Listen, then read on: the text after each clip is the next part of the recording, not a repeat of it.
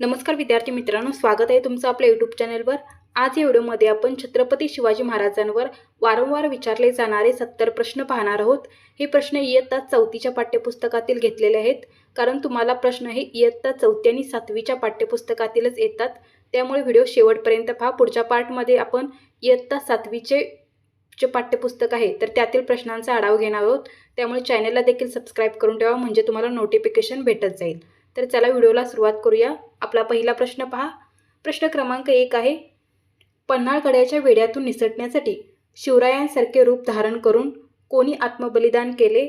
आणि या प्रश्नाचं उत्तर आहे ऑप्शन ए, शिवा काशीद। शिवा काशीद हा शिवरायांचा केशभूषा करणारा सेवक होता आणि तो दिसायला शिवरायांसारखाच होता। त्यामुळे पन्हाळगडाच्या वेढ्यातून निसटण्यासाठी शिवा काशीद याने शिवरायांसारखे रूप धारण केले होते आणि आत्मबलिदान केले होते। पुढचा प्रश्न आहे प्रश्न क्रमांक 2, शिवरायांच्या अष्टप्रधान मंडळात अमात्य या पदाचे मुख्य काम काय होते? तर अमात्य या पदाचे मुख्य काम होते राज्याचा जमा खर्च पाहणे। शिवरायांनी जे अष्टप्रधान मंडळ तयार केले होते त्यामध्ये अमात्य म्हणून कोण होते? तर रामचंद्र निळकंठ मुजुमदार हे अमात्य होते आणि त्यांच्याकडे राज्याच्या वित्ताची जबाबदारी होते, म्हणजेच राज्याचा जमा खर्च पाहण्याची जबाबदारी होते। पुढचा प्रश्न पाहूया। प्रश्न क्रमांक 3 आहे, शिवरायांनी स्वराज्याची राजधानी रायगडावर कोणती खास पेठ वसवलेली होती? तर ती पेठ होती बाजारपेठ। ऑप्शन ए बरोबर आहे। शिवरायांनी रायगडावर बाजारपेठ वसवलेली होती, कारण व्यापाराला प्रोत्साहन देण्यासाठी शिवरायांनी रायगडावर एक खास बाजारपेठ वसवलेली होती। ऑप्शन ए आपलं बरोबर आहे। पुढचा प्रश्न आहे प्रश्न क्रमांक 4, शिवरायांनी कोणत्या बेटावर सिंधुदुर्ग हा नवीन जलदुर्ग बांधलेला होता? तर ते बेट आहे कुर्टे बेट। ऑप्शन ए बरोबर आहे। मालवणमधील किंवा मालवणजवळील कुर्टे बेटावर शिवरायांनी सिंधुदुर्ग हा भक्कम जलदुर्ग बांधलेला आहे। पुढचा प्रश्न पाहूया। प्रश्न क्रमांक 5, गडावरील जमा खर्चाचा हिशोब ठेवण्याचे मुख्य काम कोणाचे होते? तर ते होते सबनीसांचे। ऑप्शन बी बरोबर आहे। आता आपण बाकीचे जे पर्याय आहेत त्यांचं देखील कार्य काय होतं ते पाहूया। पहिले आहेत हवालदार, हे गडाचे मुख्य प्रशासक असून त्यांच्याकडे इतर अधिकाऱ्यांना आज्ञा देण्याची जबाबदारी होती। त्याच्यानंतर सरनौबत, हे लष्करी पद असून ते हिशोबाचे काम पाहत नव्हते, तर त्यांच्याकडे लष्करी पद होतं। त्याच्यानंतर आहेत कारखानीस, हे धान्याचा पुरवठा आणि इमारतींच्या देखभालीचे काम पाहत होते। आणि जे सबनीस आहेत या अधिकाऱ्याची मुख्य जबाबदारी होती गडावरील आर्थिक हिशोब आणि कर वसुली सांभाळणे। तर ऑप्शन बी आपलं बरोबर आहे। पुढचा प्रश्न पाहूया। प्रश्न क्रमांक 6, शिवरायांच्या मते व्यवस्थापन कौशल्य म्हणजे काय? तर शिवरायांच्या मते व्यवस्थापन कौशल्य म्हणजे निश्चित ध्येय साध्य करण्यासाठी हाती घेतलेले कार्य शिस्तबद्ध पद्धतीने पाळणे किंवा शिस्तबद्ध पद्धतीने करणे। ऑप्शन सी आपलं बरोबर आहे या ठिकाणी। प्रश्न क्रमांक 7 आहे, शिवरायांच्या गुप्तहेर खात्याचा प्रमुख कोण होता? तर शिवरायांनी जे गुप्तहेर खातं तयार केलेलं होतं त्याचा प्रमुख होते बहिर्जी नाईक। ऑप्शन सी बरोबर आहे। बहिर्जी नाईक हे शत्रूच्या गोटात शिरून खडानखडा माहिती तिथून आणण्यात पटाईत होते। ऑप्शन सी आपलं बरोबर आहे। पुढचा प्रश्न आहे प्रश्न क्रमांक 8, गडाचे संरक्षण करणे आणि कारभार चालवणे ही कोणाची जबाबदारी होती? तर ही किल्लेदार, ज्यांना आपण हवालदार असं देखील म्हणतो, तर त्यांची जबाबदारी होती। ऑप्शन डी आपलं बरोबर आहे। आता बाकीचे जे पर्याय आहेत आपण त्यांची पण माहिती पाहूया। मायनाक भंडारी हे आरमारातील एक प्रमुख योद्धा होते आणि त्यांचं मुख्य कार्य हे समुद्रावर होतं। त्याच्यानंतर सबनीस आपण मागे देखील पाहिलेलं आहे, हे किल्लेदाराच्या हाताखाली काम करणारे त्याचबरोबर हिशेब ठेवणारे अधिकारी होते। किल्लेदार हा गडाचा सर्वोच्च अधिकारी असून संपूर्ण गडाचे संरक्षण यांच्या नियंत्रणाखाली असायचं। आणि कारखानीस हे लॉजिस्टिक आणि देखभालीचे काम पाहायचे।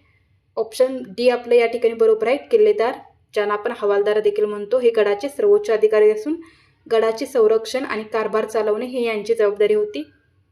प्रश्न क्रमांक 9 पहा, शिवरायांचा राज्याभिषेक कोणत्या वर्षी झालेला होता? तर तो झालेला होता इसवी सन 1674 मध्ये। ऑप्शन बी बरोबर आहे। पुढचा प्रश्न आहे प्रश्न क्रमांक 10, गडावर राहणाऱ्या लोकांना धान्य आणि वस्तूंचा पुरवठा करण्याची जबाबदारी कोणाची होती? तर ती जबाबदारी होती कारखानीसांची। ऑप्शन सी आपलं बरोबर आहे। आता आपण बाकीचे पर्याय देखील पाहूया। सबनीस यांचा आपण मागे 2 वेळा उल्लेख केलेला आहे, तर हे कर वसुली आणि हिशोबाशी संबंधित होते। चौगुला हा अधिकारी ग्रामीण प्रशासनाशी संबंधित होता। त्याच्यानंतर कारखानीस हे कोठाराचे व्यवस्थापन आणि जीवनावश्यक वस्तूंचा पुरवठा सुनिश्चित करत होते. त्याच्यानंतर किल्लेदार हे प्रशासकीय प्रमुख होते. तर अशा प्रकारे हे पर्याय देखील तुम्हाला लक्षात ठेवायचे आहेत. पुढचा प्रश्न पाहूया. प्रश्न क्रमांक 11. शिवरायांच्या युद्धनीतीत कोणत्या तंत्राला विशेष महत्त्व होतं? तर ते होतं गनिमी काव्याला. ऑप्शन ए बरोबर आहे. गनिमी काव्यात शत्रूवर अचानक हल्ला करणे आणि अनपेक्षितपणे त्याच्यावर हल्ला करून काय करणं, सुरक्षित स्थळी पोहोचण्याचं तंत्र यामध्ये वापरलं जायचं. ऑप्शन ए आपलं बरोबर आहे, गनिमी कावा. प्रश्न क्रमांक 12 पहा. शिवरायांनी मिठाच्या व्यापारावर कर वाढवण्याचे मुख्य कारण काय होते? तर त्याचं मुख्य कारण होतं ऑप्शन सी, परकीय व्यापारावर निर्बंध आणून स्थानिक व्यापाराला चालना देण्यासाठी शिवरायांनी काय केलेलं होतं, मिठाच्या व्यापारावर कर वाढवण्याचं त्यांनी मुख्य कार्य केलेलं होतं. कारण परकीय जे बाहेरून मीठ येत होतं त्यांच्यावर ते जास्त कर लावत होते. कारण स्थानिक लोकांचं तिथलं जे मीठ असतं तर त्याला जास्त लोकांनी वापरावं, त्याचा जास्तीत जास्त वापर करावा आणि त्यामुळे त्यांनी काय केलेलं होतं, जे परकीय म्हणजे बाहेरून येणारं मीठ होतं त्याच्यावर जास्त कर लावलेला होता. तर हे त्याचं मुख्य कारण आहे. पुढचा प्रश्न आहे प्रश्न क्रमांक 13. महाराजांनी मल्लमा देसाई यांना कोणता किताब देऊन त्यांचा गौरव केलेला होता? तर महाराजांनी मल्लमा देसाई यांना सावित्री हा किताब देऊन त्यांचा गौरव केलेला आहे. ऑप्शन सी बरोबर आहे. या पराक्रमामुळे ते म्हणजे मल्लमा देसाई यांच्या पराक्रमामुळे काय झालेलं होतं, महाराज प्रभावित झालेले होते आणि त्यांनी त्यांना हा सावित्री हा किताब दिलेला होता. ऑप्शन सी आपलं बरोबर आहे. पुढचा प्रश्न आहे प्रश्न क्रमांक 14. शिवरायांच्या आरमाराला कोणत्या परकीय सत्ता घाबरून होत्या? तर शिवरायांच्या आरमाराला इंग्रज, पोर्तुगीज, सिद्धी आणि डच या परकीय सत्ता घाबरून होत्या. ऑप्शन सी बरोबर आहे. प्रश्न क्रमांक 15. दुष्काळग्रस्त काळात शिवराय रयतेसाठी किंवा जनतेसाठी कोणती मोठी मदत करत असत? तर दुष्काळग्रस्त काळात शिवराय रयतेसाठी सरकारी कोठारातील धान्य मोफत वाटत असत. ऑप्शन डी बरोबर आहे. पुढचा प्रश्न आहे प्रश्न क्रमांक 16. मल्लमा देसाई कोणत्या ठिकाणच्या गडीसाठी लढल्या होत्या? तर मल्लमा देसाई या बेलवडी हा कर्नाटकातील बेलवडी येथील गडी जिंकण्यासाठी काय केलेलं होते, त्यांनी मराठी सैन्याशी मल्लमा देसाईंनी संघर्ष केलेला होता. तर पुढे पहा. छत्रपती शिवाजी महाराजांनी जेव्हा दक्षिण मोहिमेवर होते तेव्हा ते म्हणजे 1677 ते 78 या काळामध्ये छत्रपती शिवाजी महाराज दक्षिण मोहिमेवर गेलेले होते. त्यावेळी आपल्या महिला सैन्यासह 27 दिवस मराठी सैन्याला कडवी झुंज दिली होती मल्लमा देसाई यांनी. आणि त्यांच्या या म्हणजे त्यांच्या या शौर्यामुळे किंवा पराक्रमामुळे छत्रपती शिवाजी महाराजांनी त्यांना सावित्री हा किताब देखील दिलेला आहे. तर ते हे जे त्यांचं कार्य आहे त्यामुळे कन्नड लोकपरंपरेत मल्लमा देसाई यांना शौर्याचं प्रतीक देखील मानलं जातं. हे देखील तुम्हाला लक्षात ठेवायचं आहे. पुढचा प्रश्न आहे प्रश्न क्रमांक 17. शिवरायांच्या आरमारातील गुराब आणि गलबत हे कशाचे प्रकार आहेत? तर हे प्रकार आहेत ऑप्शन सी, जहाजांचे प्रकार आहेत. गुराब आणि गलबत हे काय होते, एक प्रकारची जहाजे होती. गुराब, गलबत त्याचबरोबर पाल ही शिवकालीन आरमारातील विविध प्रकारची लढाऊ जहाजे होती. याच्यावर तुम्हाला प्रश्न विचारला जातो. पुढचा प्रश्न पाहूया प्रश्न क्रमांक 18. महाराजांना भारतीय आरमाराचे जनक का म्हटले गेले?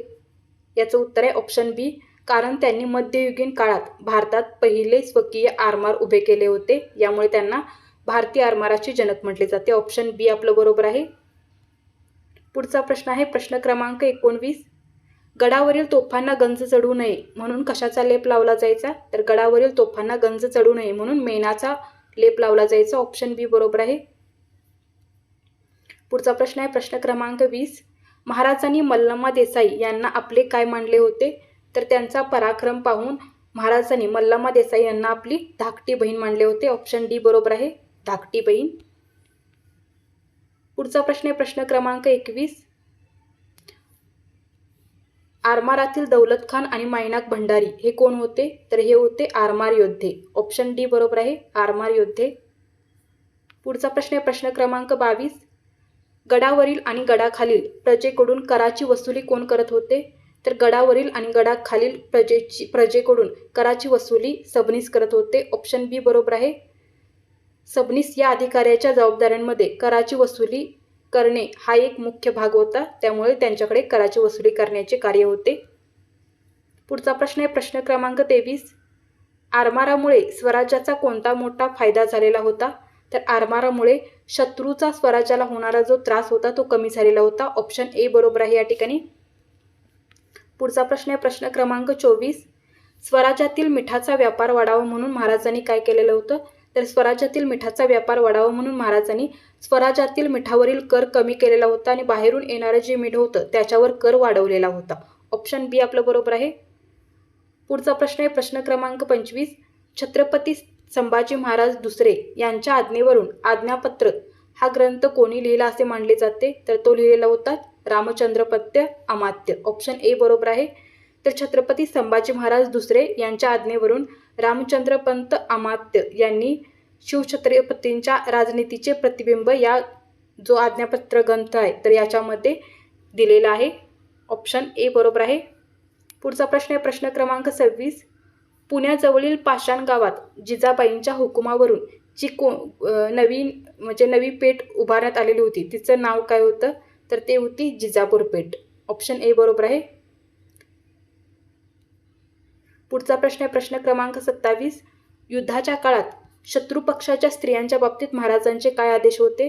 तर युद्धाच्या काळात शत्रुपक्षातील ज्या स्त्रिया होत्या तर त्यांना कोणत्याही प्रकारची इजा करू नये, त्यांना मानाने वागवावे असे महाराजांचे आदेश होते. ऑप्शन डी बरोबर आहे. पुढचा प्रश्न आहे प्रश्न क्रमांक 28. आरमारातील जहाजे बांधण्यासाठी शिवरायांनी कोठे कारखाने उभारले? तर ते कोकण किनारपट्टीवरील गावांमध्ये आरमारातील जहाज बांधण्यासाठी शिवरायांनी कारखाने उभारले होते. ऑप्शन ए बरोबर आहे. पुढचा प्रश्न आहे प्रश्न क्रमांक 29. आरमारात कोळी, भंडारी आणि आगरी लोकांचा समावेश करण्याचे मुख्य कारण काय असावे? तर त्याचं कारण होतं त्यांना समुद्राची सखोल माहिती आणि सराव होता. ऑप्शन बी बरोबर आहे. पुढचा प्रश्न आहे प्रश्न क्रमांक 30. कोकणात नारळ सुपारीच्या व्यापारात लोकांची फसवणूक होत असल्याचे समजल्यावर महाराजांनी काय केलेलं होतं? तर तिथल्या सुभेदाराला ताकीद दिलेली होती. ऑप्शन ए बरोबर आहे. पुढचा प्रश्न आहे प्रश्न क्रमांक 31. गडावरील तोफा आणि इमारतींची देखभाल करण्याची जबाबदारी कोणाची होती? तर गडावरील तोफा आणि इमारतींची देखभाल करण्याची जबाबदारी होती कारखानीसांची. ऑप्शन सी बरोबर आहे. तर गडावरील जे सर्व काही बांधकामे होते त्याचबरोबर इमारतींच्या दुरुस्तीचे नियोजन हे कारखानीस पाहत होते. ऑप्शन सी आपलं बरोबर आहे. पुढचा प्रश्न आहे प्रश्न क्रमांक 32. पोर्तुगीज हद्दीतून येणाऱ्या मिठावर महाराजांनी जास्त कर का लावलेला होता? तर याचं उत्तर आहे परकीय मीठ महाग होऊन स्थानिक मिठाची विक्री वाढवण्यासाठी महाराजांनी पोर्तुगीज हद्दीतून येणाऱ्या मिठावर काय केलेलं होतं? जास्त कर लावलेला होता. ऑप्शन डी आपलं बरोबर आहे. पुढचा प्रश्न आहे प्रश्न क्रमांक 33. शिवकाळात हवालदार पदावर असलेल्या व्यक्तीस कोणाच्या आज्ञेचे पालन करावे लागे? उत्तर आहे ऑप्शन डी सरकारी पत्रे आणि हुकूम. शिवकाळात हवालदार हा थेट राजसत्तेकडून किंवा केंद्र शासनाकडून येणाऱ्या आदेशांना काय होता? उत्तरदायी होता. ऑप्शन डी आपलं बरोबर आहे. पुढचा प्रश्न आहे प्रश्न क्रमांक 34. स्वराज्याच्या आरमारात खालीलपैकी कोणते नाव योद्ध्यांच्या यादीत नाही? तर ते आहे ऑप्शन सी बाजीप्रभू देशपांडे. हे आरमाराच्या जे यादी होती त्यामध्ये नाही आहे, कारण बाजीप्रभू देशपांडे हे जमिनीवरच्या लढाईतील म्हणजे पावनखिंडीत शूर योद्धा झालेले होते तर ते आरमारामध्ये नव्हते. बाकीचे जे आहेत दर्या सारंग, लाय पाटील, तुकोजी आंग्रे हे काय होते? आरमारातील लोक होते. पुढचा प्रश्न आहे प्रश्न क्रमांक 35. अष्टप्रधान मंडळातील हंबीरराव मोहिते यांच्याकडे कोणते खाते होते? तर अष्टप्रधान मंडळातील हंबीरराव मोहिते यांच्याकडे सेनापती हे पद होते. ऑप्शन ए बरोबर आहे. पुढचा प्रश्न आहे प्रश्न क्रमांक 36. गडावरील पत्रव्यवहार सांभाळण्याचे काम कोणाचे होते? तर ते होते सबनीसांचे. गडावरील हिशोबासोबतच गडावर होणारा जो कागदांचा पत्रव्यवहार होता ते पाहण्याचे काम देखील कोणाचे होते? सबनीसांचे होते. ऑप्शन डी बरोबर आहे. पुढचा प्रश्न आहे प्रश्न क्रमांक 37. शिवरायांनी मल्लम्मा देसाईंना त्यांची गडी आणि गावे परत का केली? तर याचं कारण होतं त्यांच्या पराक्रमाचा आदर करण्यासाठी आणि त्यांना बहीण मानल्यामुळे शिवरायांनी मल्लम्मा देसाईंना त्यांची गडी आणि गावे परत केलेली होती. ऑप्शन सी आपलं बरोबर आहे. पुढचा प्रश्न आहे प्रश्न क्रमांक 38. आरमार उभारणीचा मुख्य उद्देश काय होता? तर आरमार उभारणीचा मुख्य उद्देश होता सागरी हद्द निश्चित करून किनारपट्टी सुरक्षित करणे. ऑप्शन डी आपलं बरोबर आहे. पुढचा प्रश्न आहे प्रश्न क्रमांक 39. व्यवस्थापन कौशल्यामुळे शिवरायांना काय शक्य झाले? तर व्यवस्थापन कौशल्यामुळे अनेक शत्रूंवर मात करून स्वराज्याची स्थापना करणे शक्य झालेलं होतं. ऑप्शन सी बरोबर आहे. प्रश्न क्रमांक 40. आरमारातील पाल, मचवा आणि नाव हे काय दर्शवतात? तर ते दर्शवतात आरमारातील लहान मोठ्या जहाजांचा प्रकार. ऑप्शन बी आपलं बरोबर आहे. पुढचा प्रश्न आहे प्रश्न क्रमांक 41. शिवकाळात किल्लेदार पदावरील व्यक्ती खालीलपैकी कोणाला आज्ञा देऊ शकत होती? तर शिवकाळात किल्लेदार पदावरील व्यक्ती सबनीस आणि कारखानीस या दोघांनाही आज्ञा देऊ शकत होती. ऑप्शन डी आपलं बरोबर आहे. पुढचा प्रश्न आहे प्रश्न क्रमांक 42. महाराजांनी आरमाराच्या बळावर काय प्रस्थापित केले होते? तर महाराजांनी आरमाराच्या बळावर किनारपट्टी लगत जो भाग होता तर तेथे स्वामित्व प्राप्त केलेलं होतं. ऑप्शन डी आपलं बरोबर आहे. पुढचा प्रश्न आहे प्रश्न क्रमांक 43. सबनीसांकडे आर्थिक व्यवहारांव्यतिरिक्त आणखी कोणते महत्त्वाचे काम होते? तर सबनीसांकडे आर्थिक व्यवहारांव्यतिरिक्त पत्रव्यवहार सांभाळणे हे देखील काम होते. ऑप्शन डी बरोबर आहे. शासकीय पत्रे पाठवणे आणि आलेल्या पत्रांच्या नोंदी ठेवणे हे सबनीसांचे महत्त्वाचे काम होते. पुढचा प्रश्न आहे प्रश्न क्रमांक 44. शिवरायांच्या काळात कोणत्या योद्ध्यांना प्रसिद्धी मिळाली होती? तर शिवरायांच्या काळात दौलत खान आणि मायनाक भंडारी यांसारख्या आरमारी योद्ध्यांना प्रसिद्धी मिळाली होती. ऑप्शन सी बरोबर आहे. पुढचा प्रश्न आहे प्रश्न क्रमांक 45. गडावरील जमा खर्चाचा हिशोब अचूक राहण्यासाठी महाराजांनी काय व्यवस्था केली होती? तर गडावरील जमा खर्चाचा हिशोब अचूक राहण्यासाठी महाराजांनी सबनीस या पदाची नेमणूक केलेली होती. ऑप्शन बी बरोबर आहे. पुढचा प्रश्न आहे प्रश्न क्रमांक 46. गडावर राहणाऱ्या प्रजेकडून कराची वसुली करण्याचे काम प्रामुख्याने कोणाचे होते? तर ते हवालदार ऑप्शन सी बरोबर आहे यांचे होते. पुढचा प्रश्न आहे प्रश्न क्रमांक 47. शिवरायांनी आरमाराच्या माध्यमातून आपली कोणती हद्द निश्चित केलेली होती? तर सागरी हद्द निश्चित केलेली होती. ऑप्शन सी बरोबर आहे. पुढचा प्रश्न आहे प्रश्न क्रमांक 48. स्वराज्यातील स्थानिक व्यापाराला चालना देण्यासाठी महाराजांनी कोणते धोरण अवलंबलेले होते? तर स्वराज्यातील स्थानिक व्यापाराला चालना देण्यासाठी महाराजांनी परकीय वस्तूंवर जास्तीत जास्त कर बसवलेला होता आणि स्वकीय वस्तूंवरचा कर कमी केलेला होता. ऑप्शन डी बरोबर आहे. पुढचा प्रश्न आहे प्रश्न क्रमांक 49. गडावरील कोठारामध्ये कशाचा साठा प्रामुख्याने कारखानीस करत होते? तर गडावरील कोठारामध्ये धान्य आणि वस्तूंचा साठा प्रामुख्याने कारखानीस करत होते, कारण युद्धाच्या काळात त्याचा वापर केला जात होता. ऑप्शन सी आपलं बरोबर आहे. पुढचा प्रश्न आहे प्रश्न क्रमांक 50. सबनीसांच्या कामात खालीलपैकी कशाचा समावेश होत नाही? तर सबनीसांच्या कामामध्ये धान्याचा पुरवठा करणे याचा समावेश होत नाही. ऑप्शन सी बरोबर आहे. कर वसुली करणे किंवा पत्रव्यवहार करणे, हिशोब ठेवणे हे सबनीसांचे कार्य होते. धान्याचा पुरवठा करणे हे त्यांचे काम नव्हते. पुढचा प्रश्न आहे प्रश्न क्रमांक 51. कोकणातील व्यापाऱ्यांच्या तक्रारीवरून महाराजांनी सुभेदाराला ताकीद देणे काय दर्शवलं होतं? तर त्यांनी त्यांचे प्रशासनावर कडक नियंत्रण होते हे दाखवलेलं होतं. ऑप्शन बी बरोबर आहे. प्रश्न क्रमांक 52. शिवकालीन आरमारातील योद्धे कोणत्या पार्श्वभूमीचे होते? तर हे योद्धे कोळी, भंडारी, आगरी अशा विविध जाती धर्माचे होते. ऑप्शन सी आपलं बरोबर आहे. पुढचा प्रश्न आहे प्रश्न क्रमांक 53. शिवरायांनी आपल्या वागण्यातून कोणता मोठा आदर्श घालून दिलेला होता? तर शिवरायांनी स्त्रियांना मानाने वागवण्याचा आदर्श घालून दिलेला होता. ऑप्शन बी बरोबर आहे. पुढचा प्रश्न आहे प्रश्न क्रमांक 54. शिवरायांच्या आरमारातील मचवा हे जहाज प्रामुख्याने कशासाठी वापरले जायचे? तर मचवा हे जहाज प्रामुख्याने लहान आकाराचे आणि जलद हालचालींसाठी वापरले जायचे. ऑप्शन डी बरोबर आहे. प्रश्न क्रमांक 55. व्यंकोजी राजे हे शिवरायांचे कोण होते? तर हे शिवरायांचे सावत्र भाऊ होते. ऑप्शन ए बरोबर आहे. पुढचा प्रश्न आहे प्रश्न क्रमांक 56. शिवरायांची सैनिकांना कोणती कडक ताकीद होती? तर रयतेची लूट करू नये किंवा दारू पिऊ नये. ऑप्शन सी बरोबर आहे. ही शिवराय सैनिकांना ताकीद देत होते. पुढचा प्रश्न आहे प्रश्न क्रमांक 57. शहाजी राजांनी मुघलांशी तह केल्यानंतर आदिलशहाने त्यांना कोणती जहागिरी दिली? तर त्यांना पुणे आणि सुप्पेची जहागिरी दिली होती. ऑप्शन बी बरोबर आहे. पुढचा प्रश्न आहे प्रश्न क्रमांक 58. संत ज्ञानेश्वरांच्या बहिणीचे नाव काय होते जिने त्यांना उपदेश केला? तर तिचे नाव होते मुक्ताबाई. ऑप्शन डी बरोबर आहे. हे इयत्ता 4च्या पाठ्यपुस्तकातील संतांची कामगिरी या पाठ्यपुस्तकातील या धड्यातील प्रश्न आहे. पुढचा प्रश्न आहे प्रश्न क्रमांक 59. शिवरायांनी पन्हाळगडावरून निसटण्यासाठी कोणती युक्ती योजली होती? तर ती होती 2 पालख्या सज्ज करणे. त्यांनी 2 पालख्या यासाठी सज्ज केलेल्या होत्या, कारण शत्रूला फसवण्यासाठी एक बनावट आणि एक खरी पालखी करून शिवराय अशा पद्धतीने निसटलेले होते. ऑप्शन डी बरोबर आहे. पुढचा प्रश्न आहे प्रश्न क्रमांक 60. अष्टप्रधान मंडळातील निराजीरावजी यांच्याकडे कोणती जबाबदारी होती? तर त्यांच्याकडे धर्माची कामे पाहणे याची ही जबाबदारी होती. निराजीरावजी हे न्यायाधीश होते आणि ते राज्याच्या मुख्य म्हणजे न्यायव्यवस्थेचे प्रमुख होते.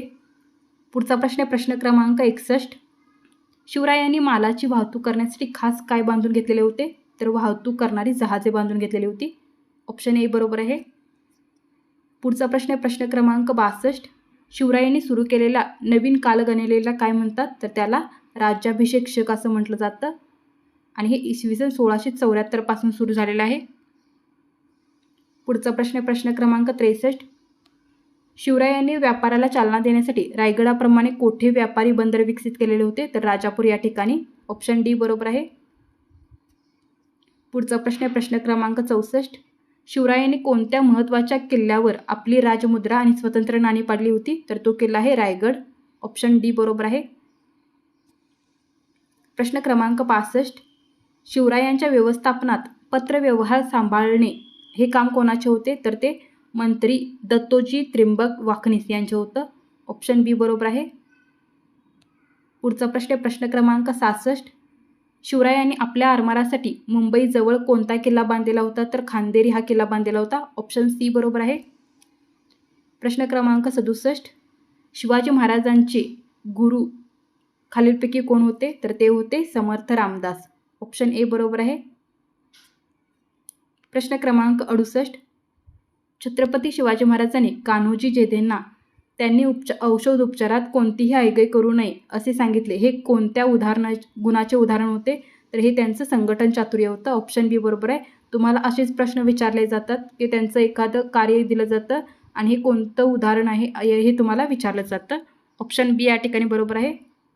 प्रश्न क्रमांक 69. शिवाजी महाराजांनी मुख्यतः सुरतेवर स्वारी का केली होती? कारण सुरत हे आर्थिकदृष्ट्या अत्यंत संपन्न होते. ऑप्शन डी बरोबर आहे. प्रश्न क्रमांक 70. चाकणच्या किल्ल्याचे किल्लेदार कोण होते? तर ते होते पिरंगोजी नरसाळा. ऑप्शन डी बरोबर आहे. धन्यवाद विद्यार्थी मित्रांनो. जर तुम्हाला 7वीच्या पाठ्यपुस्तकातील जर प्रश्नांचा अशाच प्रकारे सराव करायचा असेल तर तुम्ही या चॅनलला सबस्क्राईब करून ठेवा, म्हणजे तुम्हाला नोटिफिकेशन भेटेल. आणि याची जर PDF पाहिजे असेल तर खाली टेलिग्राम चॅनलची लिंक आहे, तिथे तुम्हाला याची PDF भेटेल. धन्यवाद.